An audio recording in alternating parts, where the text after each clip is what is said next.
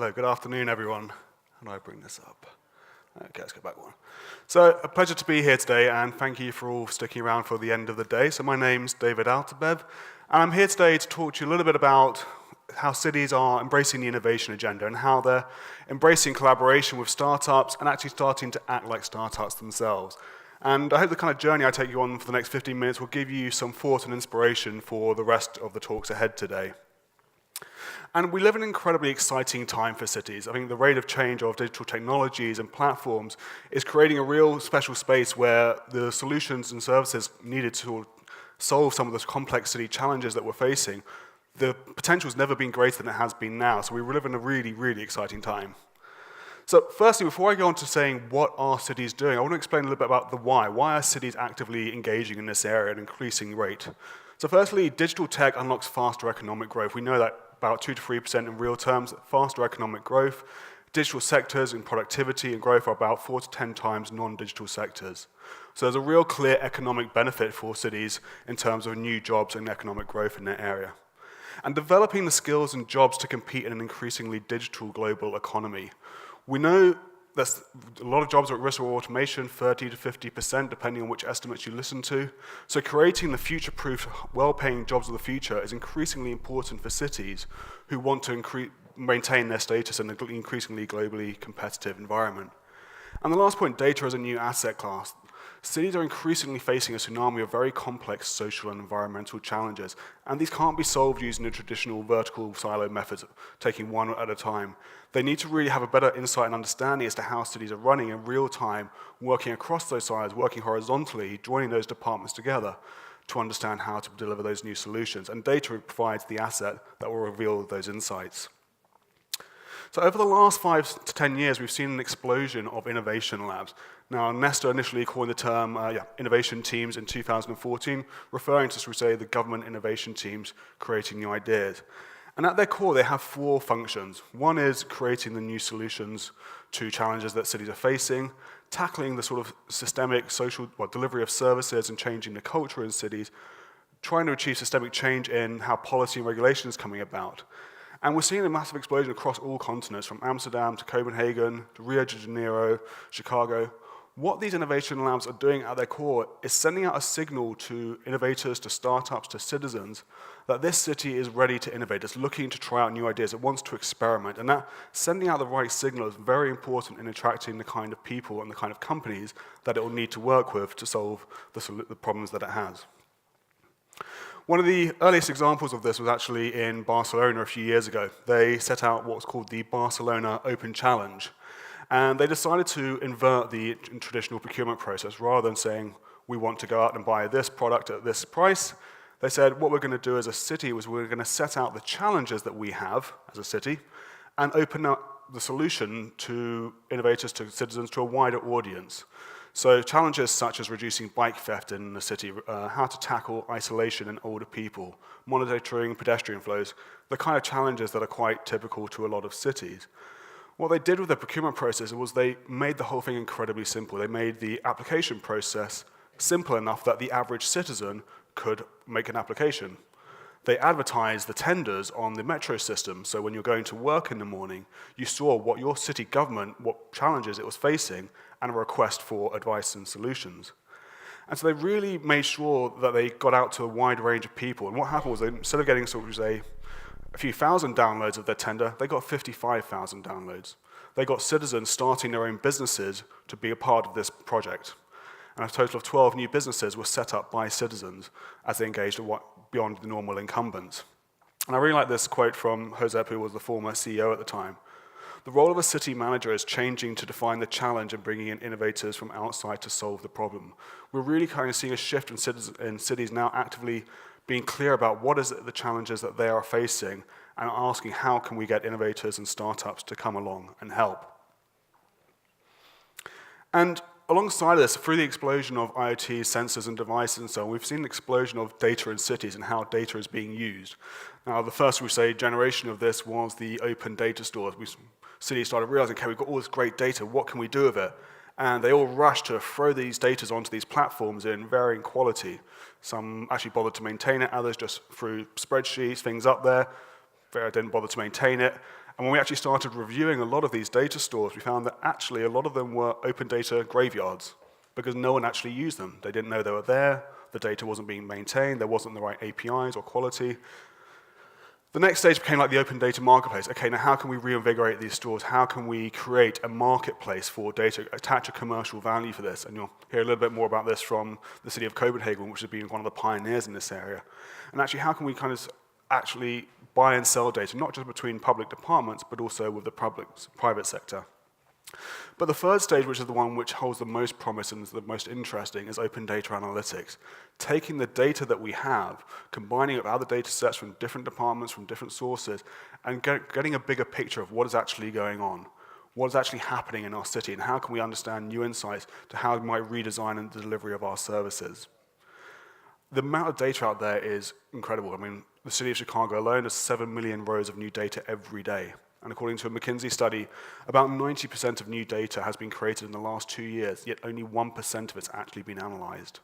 So there's a great opportunity for city governments to take that data and bring that data into the actual decision-making processes of their city, to understand day-to-day how they operate and to guide their policies, to guide their regulations.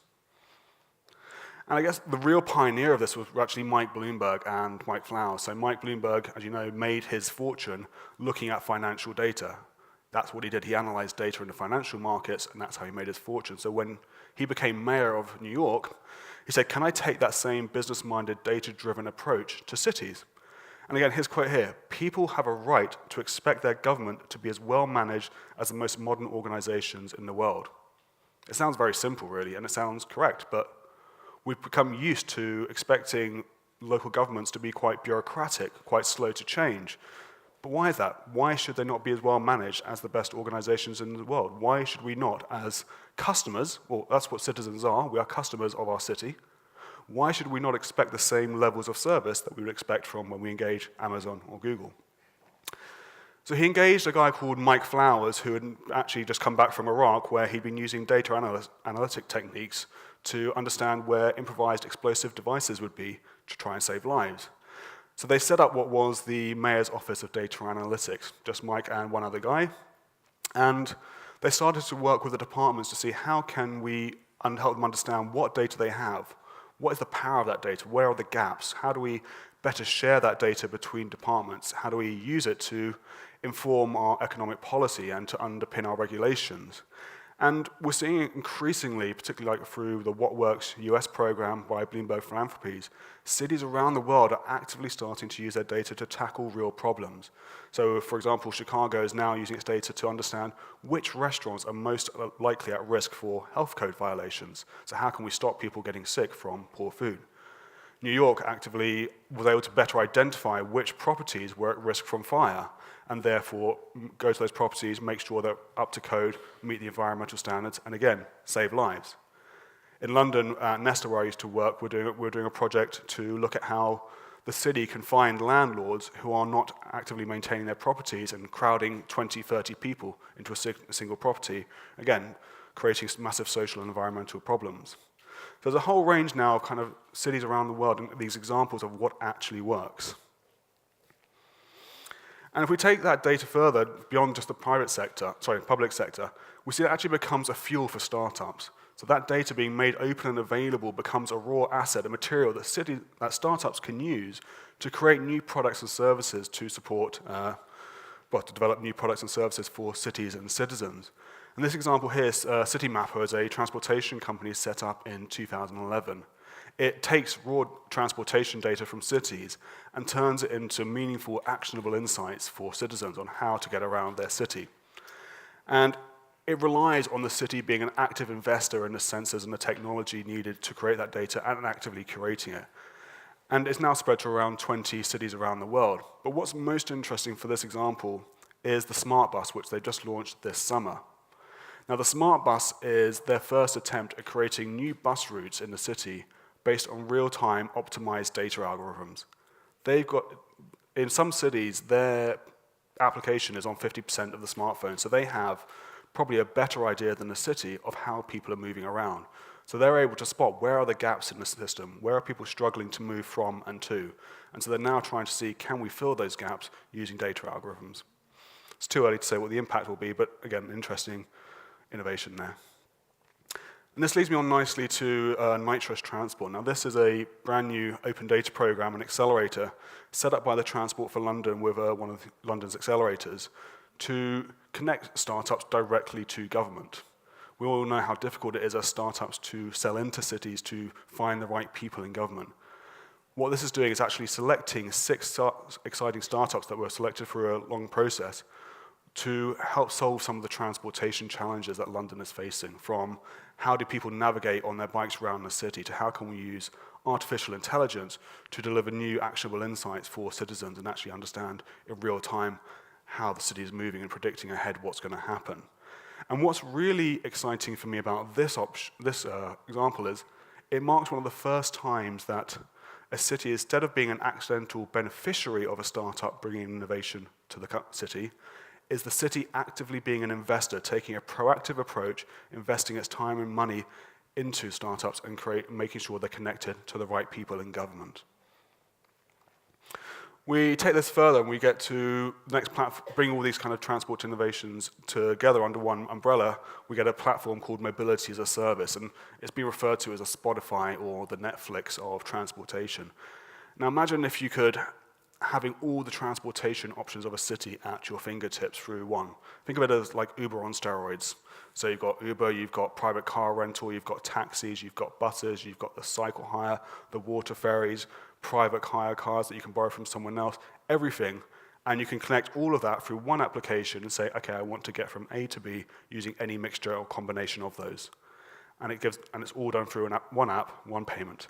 And what they're doing by connecting all of these together is now saying, okay, instead of paying for everything by one trip, you just buy your mobility as a monthly package in the same way that you might buy data on your mobile phone plan. So the light user might be, okay, I don't really use taxis much, just occasionally when I go out. I mainly want to use public transport. To the premium where I not only need taxis, but I might go abroad to another country, so I need to pick up a car there, and it's all connected through the same application. Now, this is actually an illustration from a company called WIM in Helsinki. And they're the first ones to really try it out in Helsinki, and they're adding more and more transportation operators to this at the moment, and now starting to expand it to other countries. And I think it's fascinating when you start saying, okay, how can we move around the city and really take all those innovations that we've kind of come to expect to granted, contactless payments, real-time operations, and bring them all under one umbrella into one ecosystem. And we take the power of the crowd and, should we say, the platforms one step further, and we get to how we can reshape our democracies and how we reshape citizen engagement and decision-making. And this is an example from Paris. So in 2014, the mayor, Anne Hidalgo, set out a program to say, okay, we're going to make 5 million euros of our budget available for citizens to decide. So rather than you every few years making a vote to cast on your vote on who should be the mayor of the city, these are the project ideas we have, or the ones that have been submitted by the citizens. You, the citizens, decide which ones you think should go ahead. The program was so successful that in the end, they increased that budget to 5% of the total city budget. 426 million euros of the city's budget would be decided by citizens in direct democracy. And I think in total they had about 5,000 submissions from citizens on ways they wanted to improve the public space. And this continues into actually how do we start crowdfunding our cities. So there's platforms such as Better Reykjavik and Spacehive, which are actively encouraging citizens to put forward ideas on local area improvements and saying, okay, we the city will actually make that happen, but you guys can help fund it, so you can take over parts of your city and fund them and make them into the way that you want to. So rather than, again, the city being, we are the standard bearer of what goes on here, we tell you how things work, we're asking you to engage in direct democracy using these platforms to make your cities better. So that's a very quick run through of some of the ways that cities are actively engaging in innovation. I think there's 3 common traits that we're seeing from some of the most exciting cities. Firstly is they're agile and iterative. They're acting like startups. They're willing to try out new things, to take risks, to build on successes, and to throw away what doesn't work, which is a very different approach from the traditional bureaucratic models. They're open by default, and by that I mean not just data, but they're willing to embrace and adapt ideas from other cities. They're willing to engage with startups and innovators, create new collaborations and partnerships in ways that they previously would not have. And lastly, they're very much citizen-centered. They're really working to employ human-centered design principles into their approaches to make sure that cities are better places for their citizens to live, work, and play. And I'd like to end on this quote from a guy called Andrew Collins in London. He's the data and intelligence director there. Cities don't always need to compete against each other. Indeed, they should seek to collaborate together whenever they can. It's through friendly competition and collaboration that we will make progress on issues that matter to us all. And I think today, when we might possibly have the news later on this afternoon that Donald Trump is pulling America out of the Paris climate change agreement, when we know that cities are holding the key to climate change, that cities collaborating, sharing ideas, resources, and innovation is never more important than it is today. So thank you very much, and yeah, any questions, please do get in touch.